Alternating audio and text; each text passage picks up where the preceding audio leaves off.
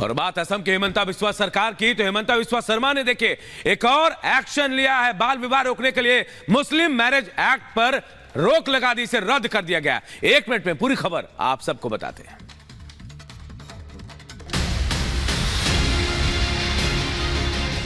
असम की हेमंता सरकार ने राज्य में बाल विवाह को रोकने के लिए बड़ा फैसला लिया है। राज्य में समान नागरिक संहिता लागू करने की दिशा में बड़ा कदम उठाते हुए मुस्लिम विवाह और तलाक पंजीकरण अधिनियम 1935 को रद्द कर दिया गया है।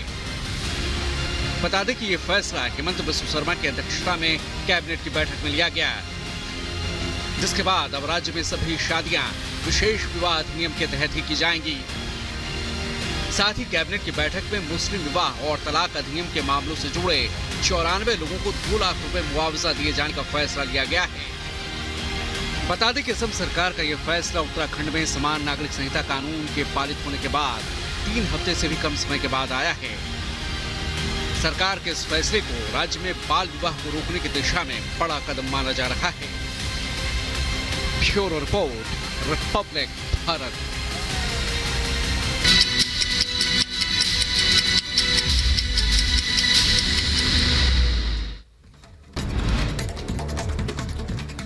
प्रयागराज में हुए हत्याकांड की पहली बरसी आज। उमेश पाल समेत 2 सरकारी गनर की हुई थी हत्या।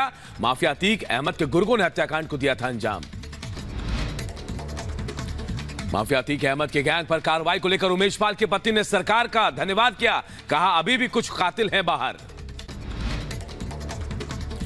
पीएम मोदी सहकारी क्षेत्र को देंगे बड़ी सौगात, कई परियोजनाओं का उद्घाटन और शिलान्यास करेंगे। भारत मंडपम में होगा कार्यक्रम का आयोजन।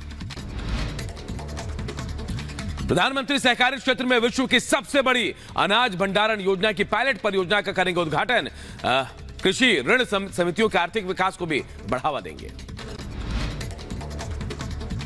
सहकारी क्षेत्र के इस कदम का उद्देश्य पीएससीएस गोदामों को खाद्यान्न आपूर्ति करवाने का है। वहीं राष्ट्रीय सहकारी विकास निगम को बेहतर बनाने का भी लक्ष्य रखा गया है। पीएम मोदी आज विकसित भारत और विकसित छत्तीसगढ़ कार्यक्रम को भी संबोधित करेंगे। कार्यक्रम के दौरान 34,400 करोड़ रुपए के से अधिक की कई विकास परियोजनाओं का उद्घाटन भी करेंगे। पीएम मोदी सड़क, रेलवे, कोयला, बिजली और सौर ऊर्जा सहित कई महत्वपूर्ण क्षेत्रों को सौगात देने वाले हैं। पहले चरण में 15,800 करोड़ रुपए की सौगात देंगे। प्रधानमंत्री साउथ ईस्टर्न कोलफील्ड्स लिमिटेड की 3 प्रमुख फास्ट माइल कनेक्टिविटी परियोजनाओं का भी उद्घाटन करेंगे। करीब 600 करोड़ रुपए से ज्यादा की है परियोजना। लोकसभा चुनाव को लेकर आज दिल्ली में बीजेपी अध्यक्ष जेपी नड्डा की बैठक के सभी राज्यों के चुनाव प्रभारी रहेंगे मौजूद। मध्य प्रदेश के नीमच में मुख्यमंत्री मोहन यादव का मेगा रोड शो के दौरान हजारों की संख्या में जुटे लोग, सीएम पर की गई फूलों की बारिश। बिहार के आरा में लोकसभा चुनाव की सरगर्मियां तेज। बीजेपी के दिग्गज नेता बिहार के चुनावी मैदान में उतरे। यूपी के डिप्टी सीएम केशव प्रसाद मौर्य ने भी लोगों को संबोधित किया।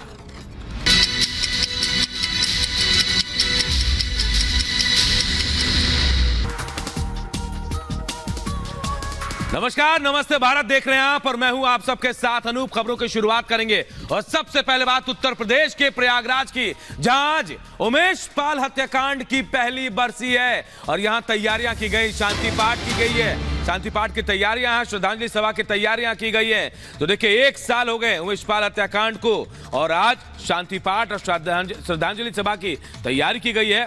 अतीक अशरफ ने जेल से उमेश पाल हत्याकांड की पूरी साजिश रची थी। तो देखिए आज पहली बरसी है और आज उमेश पाल हत्याकांड की पहली बरसी को लेकर शांति पाठ और श्रद्धांजलि सभा की तैयारियां की गई है।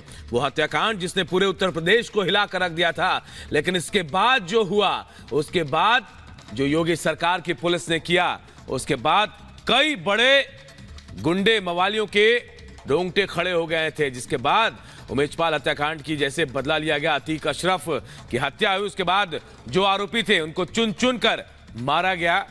वो खौफनाक तस्वीरें सबके जहन में बस गई। 3 तस्वीरें हम आपको दिखा रहे हैं, आप देखें। इन 3 तस्वीरों के जरिए समझिए क्या था ये पूरा मामला।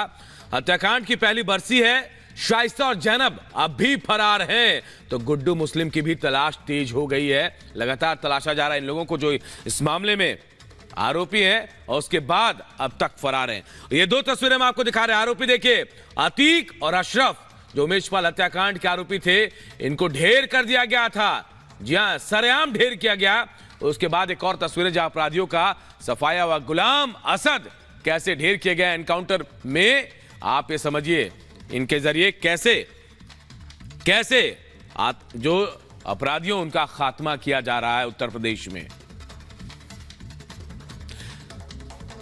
तो देखिए, प्रयागराज में उमेश पाल हत्याकांड की आज पहली बरसी है और उमेश पाल के परिवार की आंखें अब भी नम तो जरूर हैं, लेकिन परिवार को संतोष है कि योगीराज में उमेश के हत्यारों को मिट्टी में मिलाने का काम किया गया। सीएम योगी ने परिवार को जो वचन दिए थे, उन्होंने उसे पूरा किया है। यह खास रिपोर्ट आप सबको दिखाते हैं।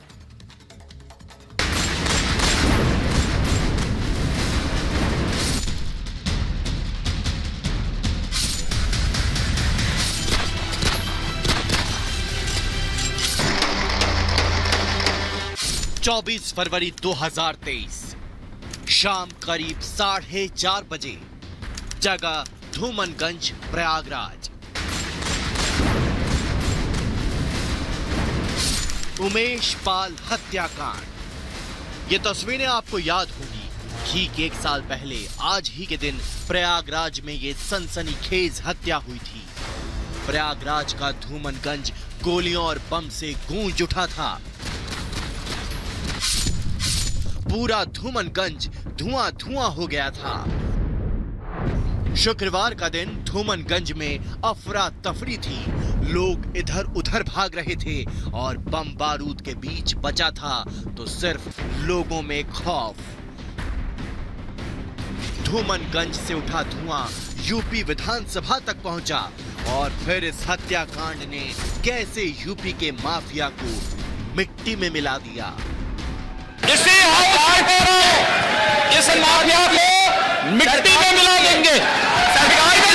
ये माफिया है, इनको मिट्टी में मिलाने का काम करेंगे। योगी की हुंकार के बाद 4 आरोपियों को मार गिराया गया।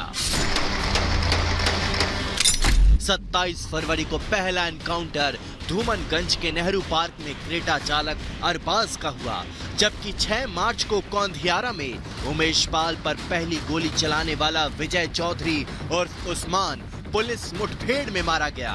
13 अप्रैल को झांसी में माफिया अतीक अहमद का बेटा असद और शूटर मोहम्मद गुलाम यूपीएसटीएफ के हाथों मारे गए। दिसंबर 2023 में अतीक अहमद के फाइनेंसर मोहम्मद नफीस उर्फ नफीस बिरयानी की मौत हो गई। प्रयागराज के नैनी सेंट्रल जेल में बंद नफीस बिरयानी को हार्ट अटैक आया था।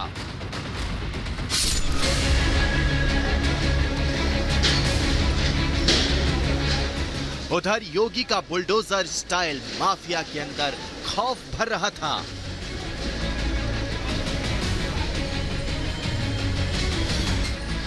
खौफ भी ऐसा कि माफिया थाने आकर सरेंडर करने लगे और एक बार फिर योगी का वो बयान गूंज उठा जब योगी ने सीएम बनते ही बदमाशों को चेतावनी दी थी। उत्तर प्रदेश के अंदर गुंडे या तो जेल के अंदर हैं या फिर उनका राम नाम सत्य है हो गया है। उमेश पाल हत्याकांड को 1 साल बीत चुके हैं, लेकिन अभी भी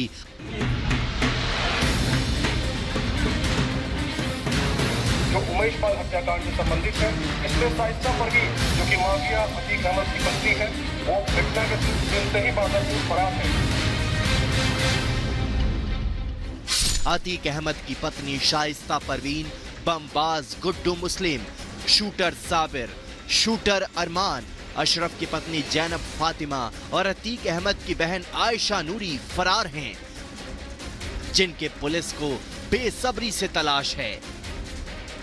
जो कहा है मुख्यमंत्री जी ने, वो अपराधी मारे गए, वो उन्होंने अपना वचन पूरा किया। जो अभी भागे हैं इनको भी वो कड़ी से कड़ी सजा दें।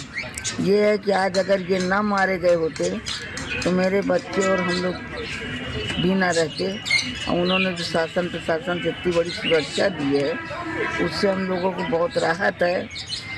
और आगे के लिए जो फैसला करेंगे मुख्यमंत्री के ऊपर हमें पूरा भरोसा है। माननीय मुख्यमंत्री जी का और नरेंद्र मोदी जी का मैं दोनों जन का धन्यवाद करूंगी, क्योंकि उन्होंने जो मुझे न्याय दिलवाया है वो किसी भी